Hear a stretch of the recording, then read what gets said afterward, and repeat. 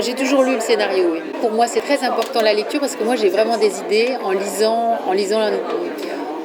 des livres, en lisant le texte. Moi, je suis une littéraire, donc je lis un scénario, ça commence déjà à résonner dans ma tête. J'aime lire. Je suis très contente de ce travail qu'on poursuit donc avec Pascal Ferrand, qui je pense est quand même très personnel, voilà, et qu'à chaque film, on arrive à développer un langage et à pas satisfaire à des recettes, on va dire, parce que moi, je vois simplement une idée, c'est qu'elle fait des films très particuliers et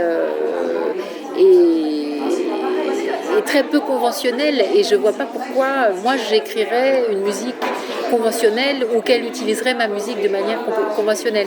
Parce qu'on va dire que ce qui est en fait très intéressant dans notre duo, c'est que c'est la manière dont elle utilise aussi les matières musicales que moi du coup je considère comme des matières musicales qui peuvent être effectivement complexes, simples, mélodiques, acoustiques. Elle a commencé à m'expliquer qu'en fait elle voulait travailler sur des formats de musique très courts. D'ailleurs elle m'a dit peut-être que ça vous plaira pas et vous êtes libre de refuser de travailler avec moi à cause de ça, mais elle m'a dit voilà, puis elle l'a dit avec beaucoup d'humour. Elle m'a dit écoutez, vous ne me prendrez peut-être pas au sérieux, mais moi j'imagine des formats très courts qui peuvent aller de 6 secondes à 20 secondes. Finalement on a toujours été au-delà, parce que 6 secondes c'est vraiment très très court, mais effectivement on a toujours démarré sur des formats très courts parce que c'est quelqu'un qui dit qu'elle a envie d'aborder la musique de la première note à la dernière note. D'ailleurs elle m'avait dit moi ce qui m'intéresse dans les musiques, dans les films, c'est quand ça commence et quand ça finit,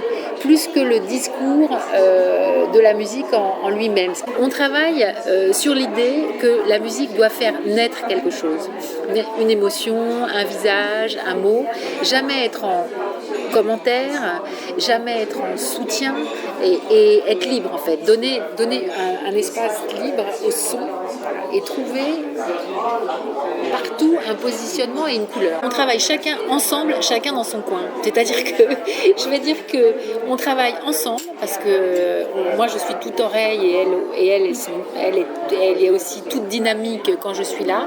Mais après moi je retourne en studio, reproposer autre chose où là je ne fais que de la musique. Et je suis jamais, voilà, on n'est jamais dans un rapport comme ça d'essayer de faire que la musique soit un truc. Voilà, il faut que la musique reste la musique.